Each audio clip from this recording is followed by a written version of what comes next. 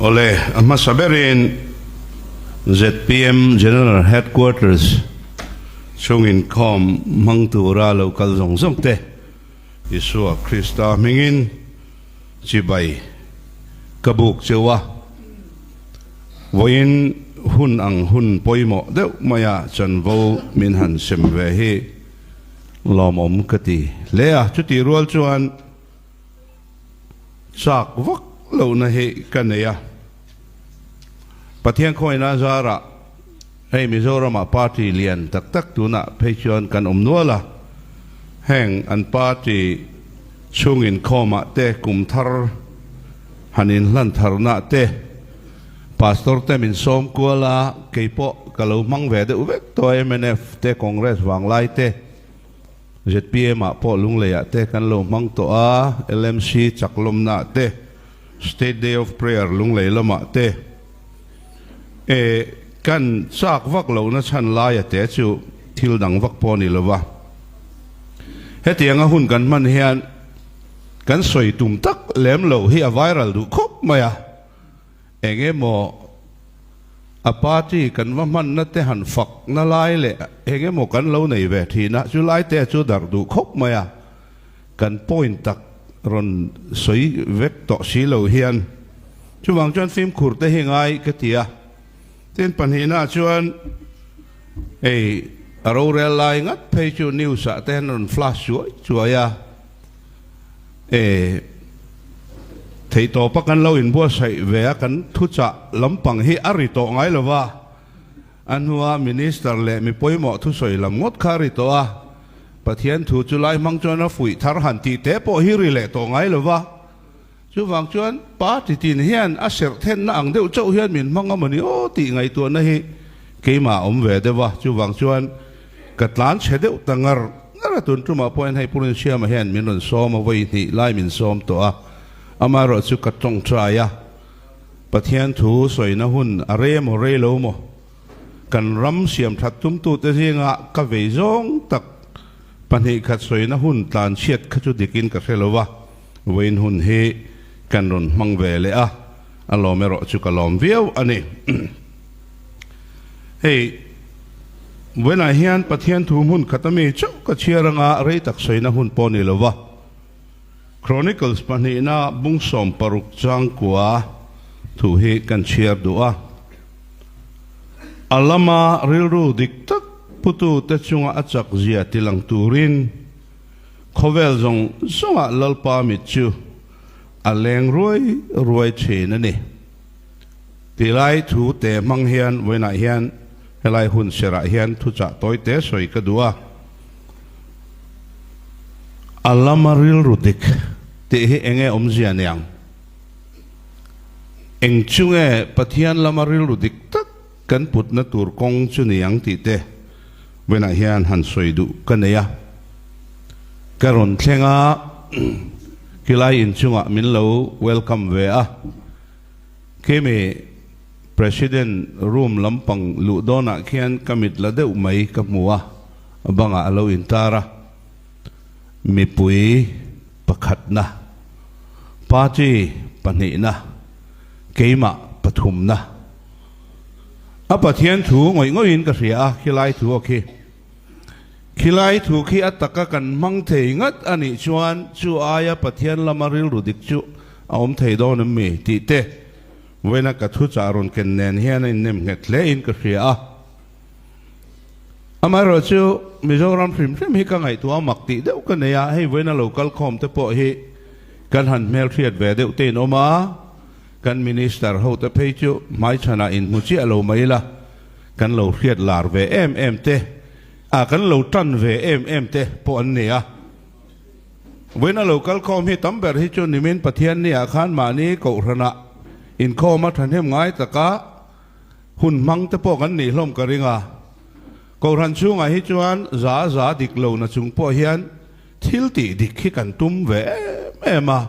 adik po hi adik viau nei ko ran hi fel lo tam taka oma nimina mani ko rana fel tak le dik taka thil ti hlom si hi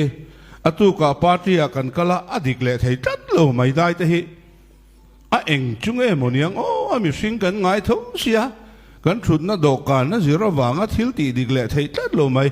chu vain voin a hian ka soi du ma sak ber chu he kan ram India ram le Mizoram ngei po kan lo in rail bol na thil dik lo fel lo tam tak om ti chu kan revek maya ati dik the ni ti he in ril ru hian om tlat sela ti hi ka duwa za siam that chu he khovela chu na thei mi lawanga amai ro chu atam zo khi chu asiam that thei ati dik theyang ti hi karil ru om tlat a chung te chu kan soi masadua kan fria he ZPM ma sarkar me kania kami in than hunung bera ZPM achak na chan kha ngun devin han ngai tu ta ila ZPM hian thil in ti that in kan tianga in ti that em wang em me kan ti chuan ni lo atia ti that turin ro rel nen la chel lo hrim kami ma in ani lo le kan ho tu te kan candidate te an that em wang em me ni chuang lo party dang point candidate thatak tak an nei ve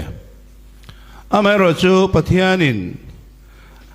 he kan ram siam that du na tak tak hin lung mi pui sarkar mi pui thleng phak dik tak ro rel tum na hin lung policy lo omakha pathian hian a riat sak cheunin ka ria chuwang chuan ro rel na do kan hi han chang ve te seti in pathianin du sak takin mak takin a thlipuya tle tira hero rel na hi in kova alo da ta ani ti chuan theito pa chumi party policy le thupuya kan nei ti dik tum chuan in han beita a amaro chu kan ril ruwa thil tha kan ti tam tak asoi a he mi opposition ben chatanga kan soya dik tak tak ro rel na do ka na han thut chila lo dik thei vak lo ti hlei thei lo te po lo om ti a chiang reng maya tin kan MLA le minister ngai te po hundang ala ni ngai lo na chu thil ti fel lo le ti fam kim lo tam tak om ti po kan fia ni amaro chu when I hian han soilan ve hrim du pakhat kan ya emi he party na sarkar na chelatanga vo in ahun chan ve ai tamma kan man to hian lom na tur hi thil tam tak om vein ka fia a thil ti fel fam kim lo tam tak om chunga chuan ei tun ma tanga kan lo hel thin corruption kan ti te zule sa aming chiata te me chen mi patna ming chiate kan MLA le minister te zinga te ruai tu te zinga mi pui na kan han vom ron lui turang thila thleng lo hrim po hi lom na tur ne vein ka ria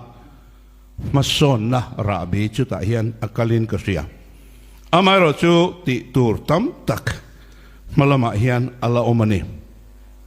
thutlung hlui kan en chuan pathianin azol nei te manga rorel tu te asoi sel na tamber hi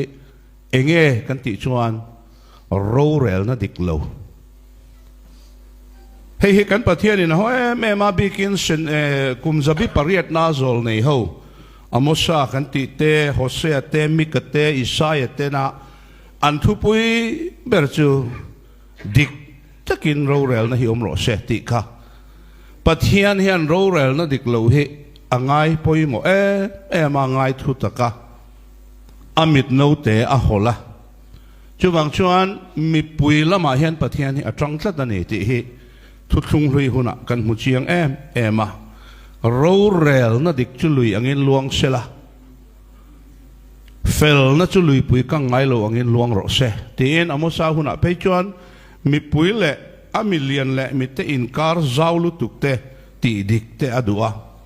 mi kan hena ve thung chuan o mi sing tha chu en tir to chelal pana phut chu nge ni dik takati le mo khongai na ngai nat le i pathian he na thunwai rol takalen dun hi ani lo ve mi kan pathian hi dik na pathian ani a chu wangin dik takati hi aphut tlata atak taka chuan ramro rel tu alian berten mi chen mi patna lama te diklo taka an hunan mana zule san man hian an mani kan mik chian ni ma chuti in ramina tur ran lo ro rel na diklo ero chu mi puin kan tur tlata chu pathianin adu tat lo wangin rorel na dik aphut ani kan soita kan khan ZPM tun na achak chan le a sarkar chan me ka hi kan ti that em wange mo candidate kan nei that wange mo lam ni lovin ka party policy la thil ti hlotin tuma khan rorel na dik tun din tum na kha lian tat maya chu pathian hian ria in hun asiam chunin ka ria a chu tak chu chronicles panina bung song paruk chang kwa alama ril ru dik tak putu te chunga achak zia tilang turin lalpa mit chu khovel mun tina aleng ruai thina ne tia alama ril ru dik te he aril fia na lam kan en chuan pathian rin chan na nei tlata pathian chak na ringa dik tak ro rel tuma adu zong ti tum tlat tu te hi lalpan ti chak atuma chung tan pui tur to zong me kani tia min fil na ani ome chuwangin ti hian ka thu soi he kan atlang kan kom do na nga when I hian he party hi hei a sarkar chungin tun tam chunga ta na chan ve alo mang zo ta chumi chunga voin thenga ruai thin tu che hui pathian ani a amai ro chu mishing kan ni a khovela hian mammo rang kan ne a pathian kan rin chan le mathe bera kan nei a hian central lam te kan lo on lu tu kwang ti te poi hlom to a sum nar te ni ve a ten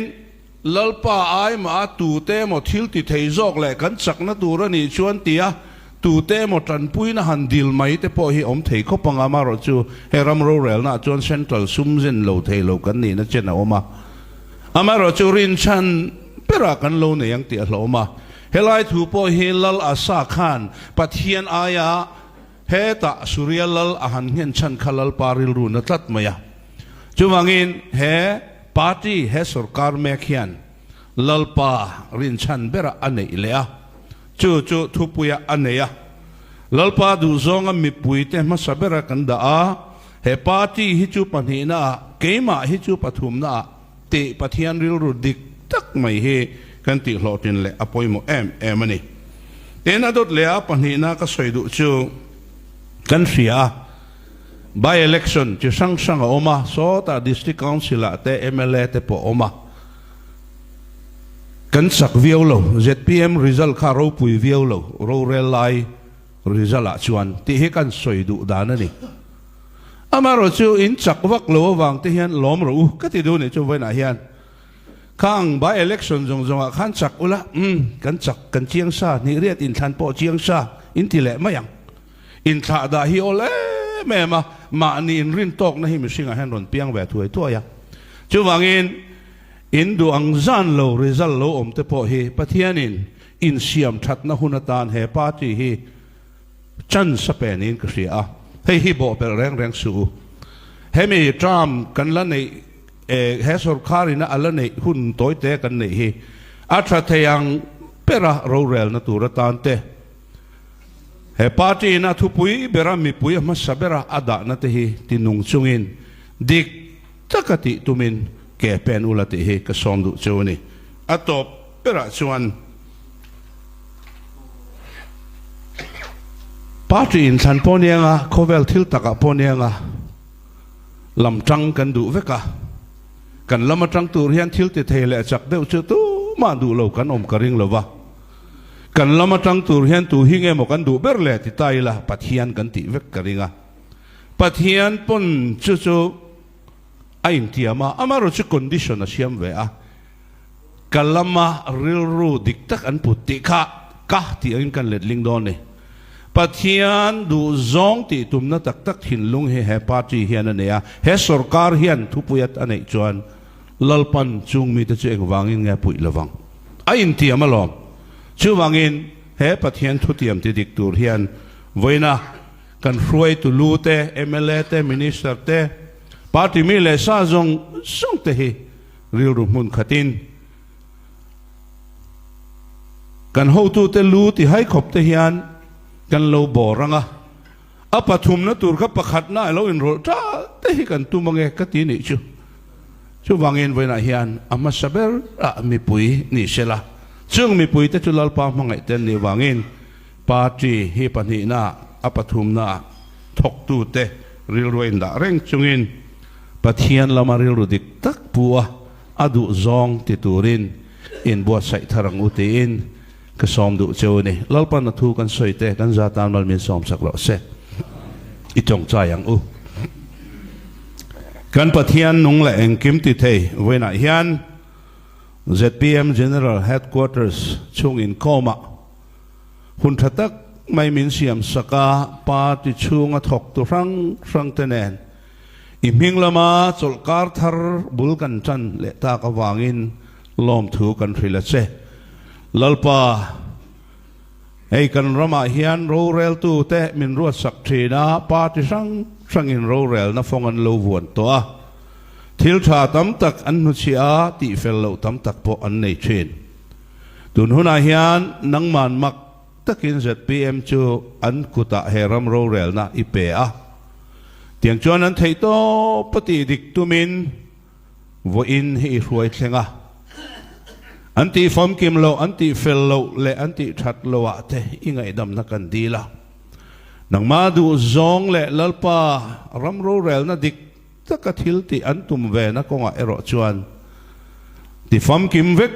lo ma sela an kutle an ngai tu na te iti chaka vo in i ruai thena wang pon lom thu kan thrila che tuna hian an kuta ro rel na hi engemaw chen ala om don heng te hi lalpa nangma chau rin chana idu zong chungai poimo ber tur le he ram mi pui izon chua ram te mangai na ne la an en kola helaya patria thok tu te zong po ho tu te ti lu hai tu ne lawa kut ti chak tu ram siam that na an poimo na te chu chu tiang a ril rum hun khata thok tanga an kal zel theinan i khonga i ruai na te kan dil sake fin na te rem khriat na te pela amaro chulalpa thuthung lui hun atanga voin thleng hian dik takathil ti hi idu berani line khovelin chu har sati berani a dik taka ro rel na kal pueni hian atwar tu aman petu anom thren he party le he sarkar ngei po hi chutiang anga aman pe ngai awmani poin nangma ron chunga aman pengam tur le idu zong chu da ma saber thei turin tan puyang che an fel lo na an tlin lo na zong songai ngai dam na dil chungin nangma rin chana thil ti dik an tum ve na le raman hruai na ero chu mal som la ilamaril ru dik tak pureng thei turin tan puyang che Isu Krista mengin kan dile amen kalome